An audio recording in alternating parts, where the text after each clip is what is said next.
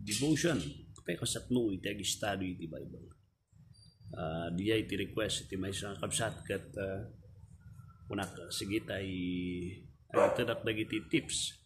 Anman siguro nga isuti standard but guidelines nga mangitad iti siri para kayo no kasatlo nga ag-study kayo agbasa kayo iti Bible. Muna iti dati nga rabi dandanong kuti kablaw tunggal maysa kada kayo kadagiti madandano na dating record kan kastamat kadagiti hamping nga nag-follow iti YouTube channel tayo. Hamping nga nag-follow i-click pilatan iti follow and i-click yu iti dagiti see all notification bell tapno dagiti baro nga records tayo kat ma-update kayo, right? So first dati nga rabi ay sagsagay saan tayo nga adalan tayo kasat no itagbasa kan adal iti kumuna ti pinaka first nga masapul nga ikasta tayo kan rami gan tayo iti panagbasa tayo iti Bible ket itoy masapul ada kanyang dagiti tools nga gusto una masapul ada iti Bible mo mismo. Malagip ko iti first nga agad-adala iti Bible kung nagbasa iti Bible. The first nga nagka-interesa kat di lettering iti Bible. The readable. Kitaan nyo dagi readable nga Bible. May isang rason na apeng hangkagbasbasa iti Bible kapos na nagbabasit dagiti letra na iti Bible. No na duma nagdadakot da pa nga nasakit iti matang buyan. Please. You will never and you will only come to a point nga ma-appreciate mo ti Bible. No iti alam nga Bible or ada kanya mga Bible kat. Di napintas mat na klase. Ada tinamisan kat ada dagdaw-dawat. Ikanakman pas preacher iti napintas nga Bible. How I wish nalakalaan ko man yurnungan nyo. Di napintas nga klase nga Bible. No talaga nga desidido kayo nga kahit ng mga mamamuan niya po Diyos.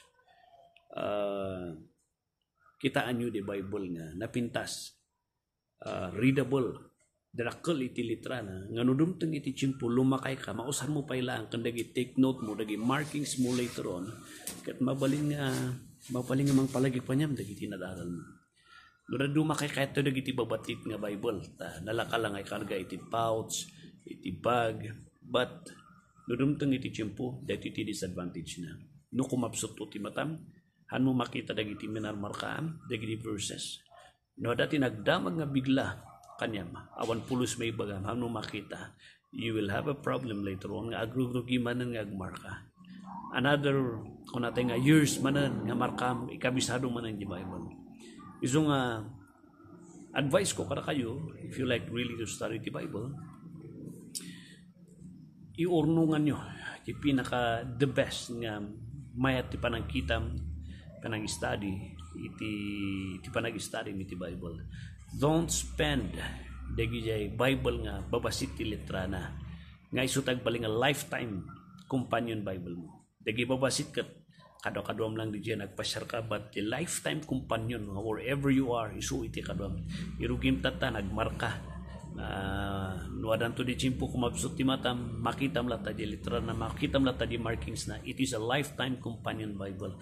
Nangina di jay siguro 2,000 3,000 but please you buy the klase nga Bible nga di dati nga Bible nga hanga na ipis iti papel na nga nalaka nga mapisngak nga nalaka nga makrampel no mabalbalin di hardbound or leather bound may mayat manen han nga jay nalaka nga mapisang ti cover na nga numalpas awanan kaslan nga basura ti tsura nan please buy the best leather-bound or hardbound Bible na makatulong kaniyam. And I recommend dagiti study Bible tata.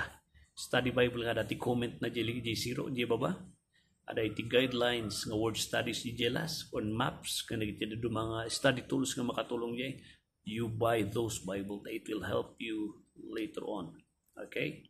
So marono pa when you buy iti Bible, kita nyo dagi mayat-mat nga translation. Kita nyo di NASB. Dati may sa recommend ko data NASB or ASB or King James no kahit mo dagi oldish. Naibak nga dito iti may sa nga dito duwa nga translation nga dito gapusta dito iti translation nga word by word in translate the Hebrew, Greek, Aramaic, iti English word. So that iti one of the best. Tapno may preserve the original meaning di Hebrew, Greek, Aramaic words di Bible. That iti pinaka-2 nga best. Hanga 100% kat perfect ito. But supay di 98% to 99% nga accuracy na nga makatulong. Ada man di minor nga kurang na tawon mo dito ka translation na iti tao na at least di 2% nga dekatahan nga major deficiencies iti translation. So dito advice ko kada kayo. Mga kayo iti Bible yun, ya. So hanyo nga imutan ti bagbag kita, this is a lifetime partner. Dahil iti makita nga witness kung natin na duma, adamot ti cellphone, di manay. Aday ba kada kayo? Madadal ti cellphone, matuak man tao ti cellphone. Amin ngayon highlight mo dito, mapukaw awanan. Do ada tinagdamag kanya, katawan ti load mo, naspakkan kadwa. Pinaka the best ada iti lifetime bound paper nga kuna tayo nga Bible tayo nga adalan tayo. Alright? So may sapay nga tools kat dagiti masapol ada iti Bible dictionary. Ada iti tools mo in study. Nakatulong unay kat jay Bible dictionary. So jay recommend ko one time kada kayo jay application iti My Sword. Ada jay ko di cellphone siyo makatulong mo tayo iti part ng iti cellphone ta ada iti application nga there is no need for you to buy many books, study tools. Ada jayan application iti Bible dictionary jay My Sword. Ada jay no awan man hamo makakwata Huawei iti cellphone mo mapalinmat nga mapankay jay Google iti cellphone mo i-click mo ti download free download My Sword MYSWRD awan space na jay My Sword nga diay i-download yo jay computer or jay Android cellphone mo. So i-click mo jay Android cellphone and follow the steps. So kunak nga ibagak na ito igapusta ti usaran tinaduma kat dictionary. Laglagi pa nyo, the Bible was written many years ago. And we need to understand nga there was an evolution iti sao. Ada iti panag-evolve, iti panaka-define iti sao. Tatanga panawon kan iti. Tapno ma-interpret mo ti Bible, apang ka di panakausar na iti panawon nga day, tapno ma-ispal ka iti wrong interpretation. And that ati purpose iti Bible dictionary.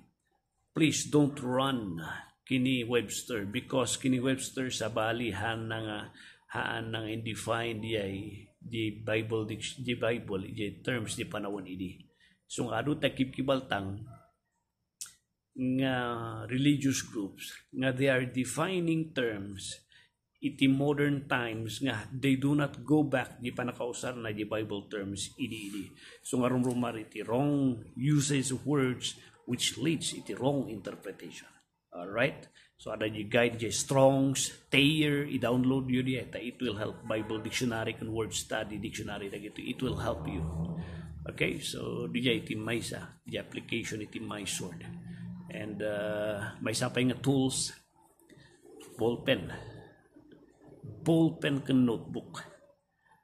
Kuna di teacher ko idi nalalaing ti lapis kan ballpen ti utak mo. Agkabaw kanto nung data ti importansya na iti markings pangmarkam iti colored pens ken pens ball pens yo kapusta tumulong di nga mang recall dagiti verses nga nabasam ken naadal mo agala ka iti kanyak idi alalak dagi na napipintas colored nga red blue black no basta verses that talks about salvation, kolorak iti red, green, red. Na about doctrines, blue. So, ada iti color coding iti Bible nga mang-guide kanyan. Kandag iti markings mo. So, please do that. Hanga di nagpuskol mo tadi. Digi ballpen sukat, hanga di nagpuskol ti ink na tanga blot di dyan iti Bible or notebook mo. Please, di na impis lang di point 3.2 nga kapuskol iti ballpens, okay? So di iti may sa guide ko. Lastly, nga may makasapulam is a notebook.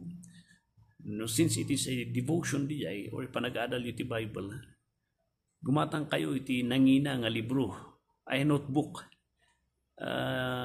Nangin ako naktapno haan nga mapisang. Nangin ako nakta maganasan kayo nga ag-study, nga ag-surat. Hanyo ka di mapansin tubing, ada iti effect na ti barbarong magamit na ti psychological effect na iti gagit da nga ag-eskwela. No barbaro ti gamit da inganyo da nga ag-eskwela. And sometimes ure kada tayo kasi jay no barbaro kan nangina iti notebook, since that is a gold mine from the South Apo nga dadalam, then mabalin nga kunam nga agusar ka iti napintas mat nga klase nga notebook where you record the things that you're going to study. So I think that's the basic three dagiti tools, na important tools na kasapulan. And lastly, the physical. Later on, sumarunon to the physical aspect. Masapul nga mamuan tayo in studying the scripture. So we'll do this slowly by slowly. Ako kahit nga pati atidugan, but we'll take it slowly by slowly na maadal tayo. So tatapay lang yun. Nungan yun iti Bible yun, tinangin nga Bible nga very beneficial nga readable ang gana ti lifetime mo lumakay kan mausar mo lataretan and dagiti application ken uray dagiti makatulong application nga iti cellphones tapno nadaras kung accurate iti words, the usage of words, and may spal tayo iti false teaching. Alright? So, God bless you, kakabsat. Kung iti notebook you, please, get the best notebook diya nga idulin nyo, tuhan nga imaiwara. Makitkitak ti daduma, kat ordinaryo nga notebook ti maususar, may bulbulong lang no daduma. Nagmayat no na ngina di notebook, kat ada iti patag na maidulin di. Tapno, ijamat lang ti pangkitam, nag-improve ka. Iti pa nag-study iti sa Diyos. So that's my simple first advice in studying iti scripture. Okay, God bless you, kabsat, and good night.